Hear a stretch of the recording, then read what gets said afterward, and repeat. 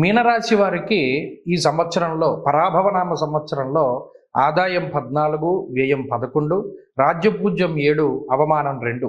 అలాగే ఈ సంవత్సరంలో కొన్ని అద్భుతమైనటువంటి విషయాలు ఈ రాశి వారికి ఉన్నాయి.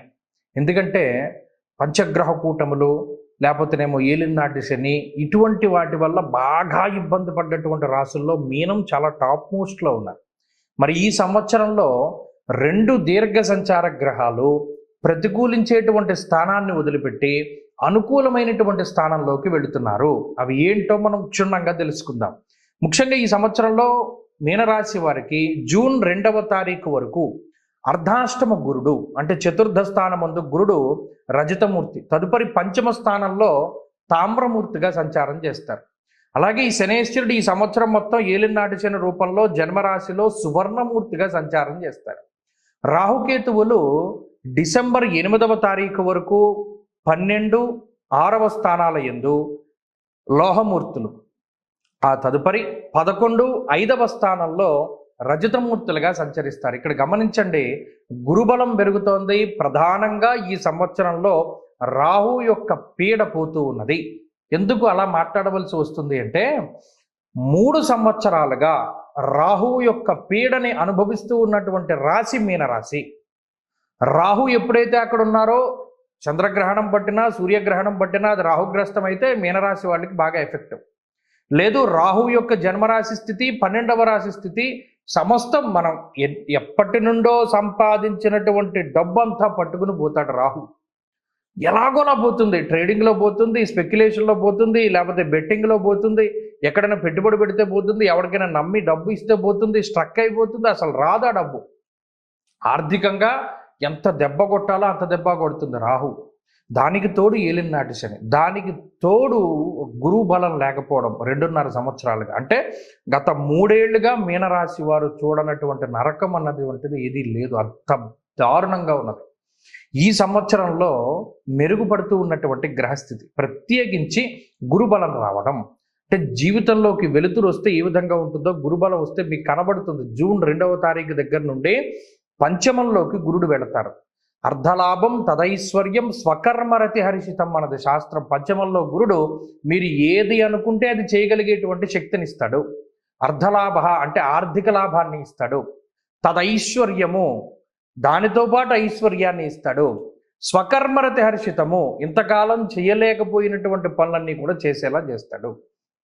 నచ్చినటువంటి ప్రాంతాల సందర్శనం, నచ్చినటువంటి ఉద్యోగం చేసేటువంటి స్థితి, నచ్చినటువంటి వ్యాపారము, నచ్చినటువంటి వస్తువును కొనుగోలు చేయడము, నచ్చినటువంటి వాహనము, నచ్చిన ఇల్లు, ఇలా ఏదైతే మీరు చెయ్యాలి అని సంకల్పం చేసుకుంటారో ఆ గురుడు అవన్నీ కూడా చేసేటువంటి శక్తినిస్తారు. అది పంచమానికి ఉన్నటువంటి శక్తి. ఎందుకు? లక్ష్మీ స్థానం త్రికోణం చ విష్ణు స్థానం చ కేంద్రకం మనది శాస్త్రం. ఇక్కడ పంచమము అనేటువంటిది కోణస్థానము. కోణస్థానముందు లక్ష్మీప్రదమైనటువంటి ఫలితాన్ని గురుడిస్తారు. అద్భుతమైనటువంటి స్థితి. ఇప్పుడు గురుడితో పాటుగా రాహువు లాభస్థానమందు, ఎందుకంటే రాహువు మీకు ఎప్పుడు యోగించారు? ఎప్పుడు ఒక 3-4 సంవత్సరాల క్రితం రాహువు యోగించారు. ఇప్పుడు మరలా ఒక 3 సంవత్సరాల పాటు కంటిన్యూస్గా రాహువు యోగిస్తారు. అందులో ప్రధానమైనటువంటిది ఏకాదశ స్థానము. గోవా జిగజ సంఘానాం క్షీరాన్నాది సుభోజనం అన్నది శాస్త్రం. లాభమందు వెళ్ళినటువంటి రాహువు గొప్ప లాభాన్ని ఇస్తాడు. లాభం అంటే ఏ రకంగా ఇస్తాడు అంటే ఆయన ఆర్థిక లాభాన్ని ఇస్తాడు, పదవిని కలిగిస్తాడు. ముఖ్యంగా ఒక పదవీ ప్రాప్తిని ఇస్తాడు రాహు. అలాగే ఉద్యోగంలో ఉన్నతమైనటువంటి స్థానాన్ని ఇస్తాడు. ప్రమోషన్లు, ట్రాన్స్ఫర్లు, లేదా మీకు అనుకున్నటువంటి స్థానము, మీరు అనుకున్నటువంటి స్థితిని కలగజేస్తాడు. అలాగే ఇంట్లో శుభ కార్యక్రమాన్ని కలగజేస్తాడు. అంటే ఏదైనా వివాహము కానీ లేదా మీ పై ఉన్నటువంటి బాధ్యతను కానీ సక్రమంగా నిర్వర్తించగలిగేటువంటి శక్తిని ఇస్తాడు. అలాగే సంతానాన్ని ఇస్తాడు. వివాహాది శుభ కార్యక్రమాలను జరిగేలా చేసి వంశాభివృద్ధిని కలగజేస్తాడు ఈ రాహువు కానీ గురుడు కానీ మీకు ఇచ్చేటువంటిది. ఇలా ఈ మీనరాశి వారికి ఈ సంవత్సరం అంతా కూడా అద్భుతమైనటువంటి స్థితియే ఉన్నది. మరి ఏలినాటి శని ప్రభావం కూడా ఉంది కదా అంటే ఉన్నది. దాని ప్రభావం దానిదే. జన్మ రాశిలో ఉండేటువంటి శనేశ్వరుడు తేజోహానిర్ మతిర్ భ్రంశో మనఃపీడా భయంతదా, మానసిక భయానికి బద్ధకానికి ప్రధానంగా, అలాగే శుచి శుభ్రత పాటించినటువంటి స్థితి, అంటే వాడు కనీసం దేవుడికి దండం కూడా పెట్టడు. దేవుడి దగ్గర దీపారాధన చేయరు, పొద్దున్నే స్నానం చేయరు, స్నానం చేయకుండా అస్నాన భోజనం అన్నాడు. స్నానం చేయకుండా భోజనాన్ని చేస్తారు, స్నానం చేయకుండా టిఫిన్ తింటారు, స్నానం చేయకుండా అన్ని పనులు చేస్తారు. బద్ధకం, మాసిపోయినటువంటి వస్త్రాలు, అంటే నిన్న వేసుకున్న చొక్కాయి వాళ్ళు కూడా వేసుకుంటారు. ఇలా కొంత మాలిన్యాన్ని, కొంత అపరిశుభ్రాన్ని కలిగి ఉంటారు. అది శనేశ్వరుని యొక్క స్థితి. ఏదేమైనప్పటికీ ఈ సంవత్సరంలో గత సంవత్సరంతో పోల్చుకుంటే గురుడు బలంగా ఉన్నారు, రాహు బలంగా ఉన్నారు. దీనికి తోడు జాతకంలో ఉండేటువంటి దశాంతర్దశలు కూడా యోగిస్తే మరింత శుభ ఫలితాలను పొందగలుగుతారు. కాబట్టి మీనరాశి వారికి ఈ పరాభవనామ సంవత్సరం అద్భుతమైనటువంటి ఫలితాన్ని ఇవ్వబోతున్నది. మరి మీనరాశి వారికి సంవత్సరం ఇంకా కలిసి రావాలంటే ఏదైనా పరిహారం? ఈ సంవత్సరంలో శని యొక్క దోషాన్ని తొలగించుకుంటే చాలు. అందుకని ఈ సంవత్సరంలో ఎప్పుడైనా శని త్రయోదశులు వస్తే చక్కగా శని త్రయోదశి వ్రతాలని ఆచరించండి. అంటే శని త్రయోదశి రోజున శనేశ్వరుడికి తైలాభిషేకము, అర్చన, అభిషేకము, హోమము, జపము, తర్పణము ఇటువంటివన్నీ కూడా చెయ్యొచ్చు.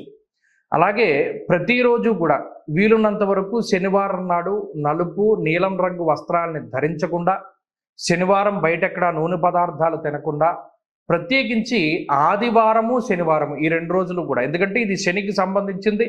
ఆదివారం నాడు శనేశ్వరుడి తండ్రికి అంటే రవికి సంబంధించినటువంటిది. ఆదివారం నాడు మధ్యమాంసములు భుజించకూడదు. ప్రతిరోజు ఆదిత్య హృదయ స్తోత్రం పారాయణ చెయ్యాలి. శనివారం నాడు, ఆదివారం నాడు నాన్ వెజ్ మానేయాలి.